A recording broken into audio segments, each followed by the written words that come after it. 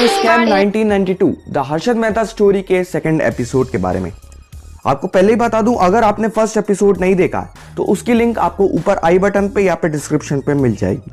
With that being said, let's get started. मई 1982 में stock market crash हो चुका था और हर्षद के घर की हालत बुरी हो रही थी और उनकी सारी सेविंग्स भी खत्म हो चुकी थी। यहाँ तक कि हर्षद के भाई अश्विन की बीवी को पार्लर में जॉब भी करनी पड़ रही थी घर चलाने के लिए।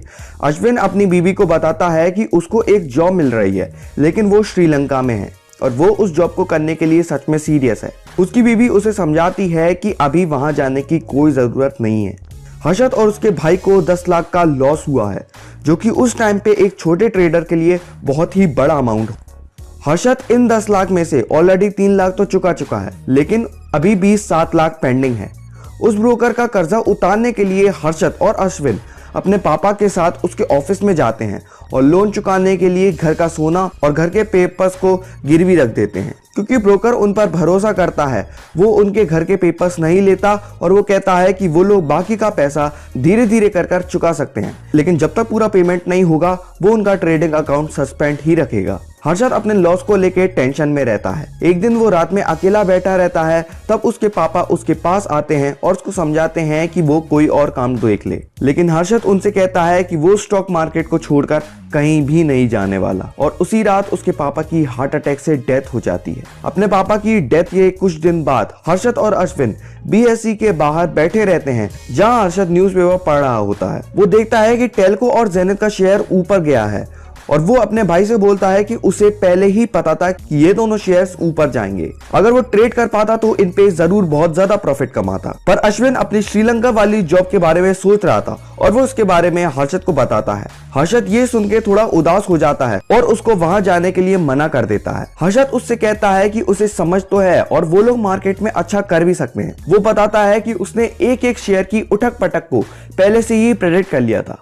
पर अश्विन उसे बताता है कि पेपर ट्रेडिंग और रियल लाइफ ट्रेडिंग में बहुत ही ज्यादा अंतर है। हर्षद उसको कहता है कि अगर उसके पास थोड़े और पैसे होते तो वो रियल में ग्राउंड पे उतर के खेलता और सारे के सारे स्टॉक्स पे बहुत सारा प्रॉफिट कमाता। तभी वहां हर्षद का एक दोस्त आ जाता है और उसको थैंक्स बोलता है। हर्षद जब उससे पूछता है कि क्या हुआ, तो वो उसको बताता है कि जो टिप हर्षद ने उसको कुछ दिन पहले दी थी वो उसके सच में बहुत ज्यादा काम आई और उसने उस टिप से बहुत सारे पैसे कमाए। उसका दोस्त उसे बताता है कि अगर हर्षद के पास लगाने के लिए पैसे नहीं है तो कोई बात नहीं, लेकिन हर्षद उनको टिप्स लगातार देता रहे ताकि उनका तो प्रॉफिट बना रहे। इस बात को सुनकर हर्षद को एक आइडिया आता है, क्योंकि ये लोग मार्केट में पैसे तो लगा नहीं सकते। ये लोग सोचते हैं कि ये लोग खुद की एक कंसल्टेशन फर्म चालू करेंगे। वो अपने भाई के साथ एक कंसल्टेशन फर्म चालू करता है जिसका नाम ग्रो मोर कंसल्टेंसी होता है। हर्षद और अश्विन अपनी नई फर्म का आइडिया लेके अपने पहले क्लाइंट, जो कि एक CA है, उसके पास जाते हैं। यहाँ ये बंदा नई कंपनी में इन्वेस्ट करने से थोड़ा सा डरता है, तो हर्षद वही चालू हो जाता है। वो अपने भाई अश्विन को बोलता है कि वो उसे ऐसे लोगों के पास क्यों लाया है जिन्हें इन्वेस्टिंग में जरा सा भी इंटरेस्ट नहीं है। अब इस बात पर ये दोनों झगड़ने लगते हैं और तभी अश्विन बोलता है कि वो उसके नए क्लाइंट के साथ उंगली क्यों दे रहा है। इन्हीं बातों में अश्विन हर्षद को बताता है कि उसके पास ऑलरेडी एक 4.5 लाख का क्लाइंट है। अब ये सुन के इस CA के कान खड़े हो जाते हैं और ये इनकी कंपनी में 1 लाख रुपए इन्वेस्ट करने के लिए तैयार हो जाता है। ऑफिस के बाहर जब हर्षद अपने भाई अश्विन से उस 4.5 लाख के क्लाइंट के बारे में पूछता है तो अश्विन उसे बताता है कि ये पैसे उसके ससुर जी के हैं जो उन्होंने उसे दिए हैं। अब यहाँ से हर्षद के ऊपर चढ़ने का सफर शुरू हो जाता है। अब अश्विन और हर्षद अपनी पुरानी पेमेंट सेटल करके अपना ट्रेडिंग अकाउंट फिर से चालू करवा देते हैं और उसी ब्रोकर के यहाँ सब ब्रोकर बनके काम शुरू कर देते हैं। हर्षद अपनी कंपनी के ऑफिस के लिए वही ऑफिस रेंट पे लेता है जहाँ कभी उसके पापा अपना टेक्सटाइल का बिजनेस किया करते थे। वो जगह इतनी अच्छी तो नहीं है, पर शुरुआत करने के लिए ठीक है। एक दिन हर्षद सुबह सुबह बहुत सारी चाय पत्ती लेके आता है। ये देखकर अश्विन उससे पूछता है कि वो इतनी सारी चाय पत्ती का क्या करेगा। तब हर्षद उसे बताता है कि अब वो लोग चाय पे इन्वेस्ट करेंगे। अश्विन को ये थोड़ा अजीब लगता है, क्योंकि चाय पे वो लोग इन्वेस्ट क्यों करेंगे। तब हर्षद उसे बताता है कि पूरी दुनिया में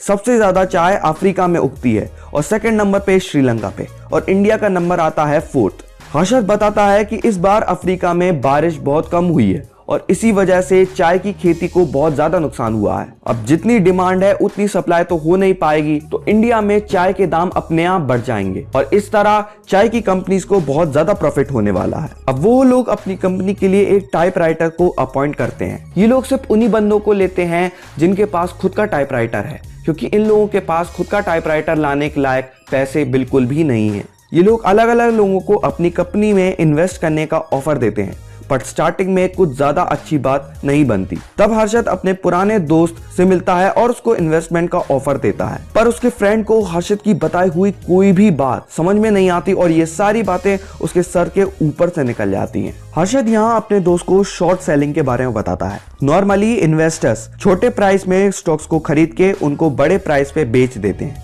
लेकिन शॉर्ट सेलिंग में सबसे पहले आप शेयर्स को बेचते हैं और उसके बाद उनको खरीदते हैं। अब ये बातें हर्षद के फ्रेंड को समझ में नहीं आती, तो हर्षद उसको बताता है कि जो भी शेयर उसको चाहिए वो पहले से ही बहुत ज्यादा अमाउंट में उसके ब्रोकर के पास अवेलेबल है। यह हर्षद अपने दोस्त को एक एग्जांपल देता है। वो कहता है कि मान लो एक शेयर का प्राइस 100 रुपए है और तुमने अपने ब्रोकर से कह के वो 10 शेयर्स बिकवा दिए। अब तुमने उन शेयर्स को बिकवा तो दिया, लेकिन ये शेयर्स तुम्हें वापस अपने ब्रोकर को खरीदवाने भी तो होंगे और इस दिन के लिए तुम्हें 14 दिन मिलते हैं। इन 14 डेज में जैसे ही स्टॉक का प्राइस कम होता है तब तुम अपने ब्रोकर से कह के फिर से उन स्टॉक्स को खरीदवा सकते हो और इस तरह जो भी मार्जिन होगा वो तुम्हारा प्रॉफिट होगा। फॉर एग्जांपल, जब उस शेयर की प्राइस फिर से 80 रुपए हो जाए तब तुम फिर से वो 10 शेयर्स खरीद के अपने ब्रोकर को दे सकते हो और इसमें जो मार्जिन 200 रुपए है वो तुम्हारा प्रॉफिट होगा। इसमें बीच में ब्रोकर का भी थोड़ा कमीशन लगता है। हर्षद उसको बताता है कि इसको ट्रांजैक्शन स्क्वायर ऑफ करना कहते हैं।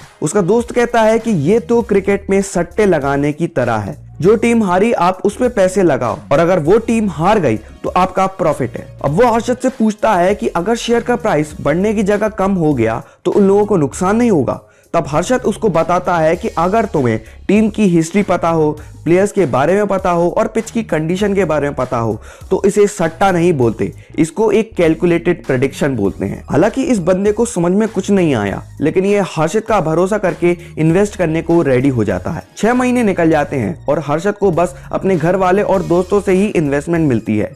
एक दिन प्रणव हर्षद से मिलने आता है। हर्षद प्रणव से कहता है कि वो अपने कॉर्पोरेट क्लाइंट्स को भी हर्षद से मिलवा दे। तब प्रणव हर्षद को कुछ नए लोगों से मिलवाने ले जाता है जो लोग इन्वेस्टिंग में इंटरेस्टेड हैं। प्रणव इस मीटिंग के लिए एक पार्टी ऑर्गेनाइज करता है जहां हर्षद अपने और अपनी कंपनी के बारे में उन लोगों को बताता है। हर्षद उन लोगों को इन्वेस्टिंग के लिए कन्विंस कर लेता है और उन लोगों से उसको बहुत सारा फंड भी मिल जाता है। वहीं Suchita Dalal Times of India में as a financial journalist join करती है। पहले दिन वो अपने कलीग देवाशीष के साथ BSE एक नॉर्मल ब्रीफ के लिए जाती है। वहीं हर्षद का कुछ पैसा लो कास्ट में घुस चुका है और वो इस चीज के लिए थोड़ा परेशान रहता है। तभी अश्विन हर्षद को सजेस्ट करता है कि ये सिर्फ 2 लोगों का काम नहीं है और इन लोगों को इस काम के लिए और भी ज्यादा लोगों की जरूरत है। उन्हें एक ऑलराउंडर प्लेयर चाहिए, जैसे रिंग में जाने का भी एक्सपीरियंस हो और ऑफिस संभालने का भी। अब यहाँ हर्षद अपने पुराने दोस्त भूषण को याद करता है जो कि एक जॉबर है।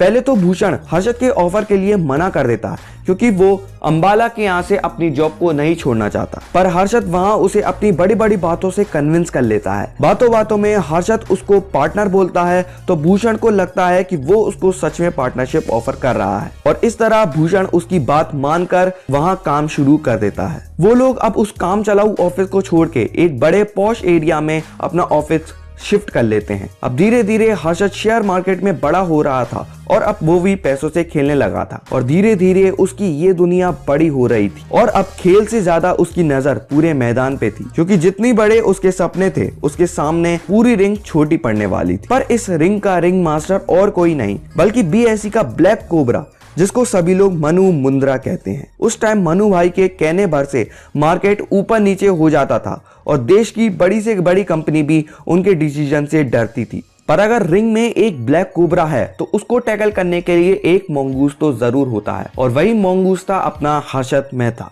हर्षद की लाइफ में अब सब बढ़िया चल रहा था। अक्टूबर 31, 1984 को जब हर्षद अपने घर में अपने बेटे के साथ कैरम खेल रहा था तभी उसको रेडियो से पता चलता है कि PM इंदिरा गांधी की हत्या हो गई है। इंदिरा गांधी के बाद राजीव गांधी को इंडिया का PM बना दिया जाता है और इस न्यूज से स्टॉक मार्केट में काफी असर पड़ता है। इस न्यूज के बाद ब्लैक कोबरा मार्केट क्रैश करने की कोशिश करता है। वो सारे ऊपर जाते हुए स्टॉक्स को स्क्वायर ऑफ करके नीचे लाने की पूरी कोशिश करता है। प्रणब भी राजीव गांधी के पीएम बनने से डर जाता है और अश्विन को बोलता है कि जितना भी पैसा मार्केट में है उठा लिया जाए, क्योंकि मार्केट सही में नोज डाइव करने वाला है और इस बार का क्रैश और भी बड़ा होगा। और हर्षद के दिमाग में कुछ और ही चल रहा था। वो प्रणव को कुछ पेनी स्टॉक्स के बारे में बताता है, जैसे कि इंड्रारोल और स्पाइक्स जैसी कंपनियां। तब प्रणव उसको बोलता है कि देश में अभी दंगे चल रहे हैं, लोग गाड़ी चलाने की जगह गाड़ी जलाने की बात कर रहे हैं और इस टाइम पे वो पेट्रोलियम और ऑयल में इन्वेस्ट क्यों करना चाहेगा। तब हर्षद उसको बताता है कि गाड़ी चलाने और गाड़ी जलाने दोनों में ही पेट्रोल लगता है और हर्षद बोलता है कि इसकी सेंटिमेंटल नहीं रियल वैल्यू देखो। हर्षद इनरोल पे लंबी पोजीशन लेके रख लेता है और तभी रिंग से भूषण का फोन आता है कि इनरोल आज बहुत नीचे जाएगा। हर्षद उससे पूछता है कि इनरोल को कौन कौन नीचे ले जा रहा है। तब भूषण उसे बताता है कि इन सब में कोबरा का हाथ है। भूषण हर्षद को बोलता है कि वो लोग थोड़ा लॉस उठा के बचे हुए पैसे को सेव कर लें, पर हर्षद का दिमाग यहाँ घूम जाता है और वो अपने सभी क्लाइंट्स को और जॉबर्स को एनरोल खरीदने के लिए बोल देता है। उसको जहां से भी जितना भी एनरोल मिलता है वो उतना खरीद लेता है। अब वो खुद रिंग में जाके प्राइस चेक करता है। वहां पे कोबरा के आदमी भी रहते हैं जो स्क्वायर ऑफ का वेट कर रहे हैं, पर हर्षद अपने सारे जॉबर्स को वहां पे जितना भी इनरोल का शेयर मिलता है सारा उठा लेने को बोल देता है। कोबरा के आदमी प्राइस गिनने का वेट करते हैं ताकि वो लोग स्क्वायर ऑफ करके प्रॉफिट कमा सके, पर हर्षद पूरे गेम को पलट देता है और उसकी वजह से इनरोल का प्राइस 29 रुपीज से 47 रुपीज पे चला जाता है और इससे कोबरा का बहुत ज्यादा नुकसान होता है। कोबरा अपने आदमियों से पूछता है कि हर्षद मेहता बहनचोद है कौन? तब वो लोग उसे बताते हैं कि हर्षद मेहता इतनी ज्यादा खरीदारी कर रहा था कि इनरोल का शेयर इतना ज्यादा ऊपर चला गया और इस बात से कोबरा थोड़ा भड़क जाता है